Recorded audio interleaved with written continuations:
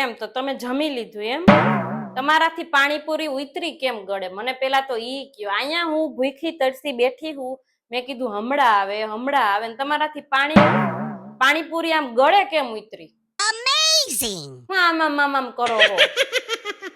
ઈ તો આમ કરીને આમ જ ખાવાની હોય, પણ એમ નો થાય કે આપણી ઘરવાળી રાહ જોતી હશે. હજી નવા આપણા લગ્ન થયા છે તો કે બે સાથે મળીને આપણે પાણીપુરી ખાવા જાત. તમે મને ફોન કરી દીધો હોત આપણે સાથે મળીને નો જાતશું.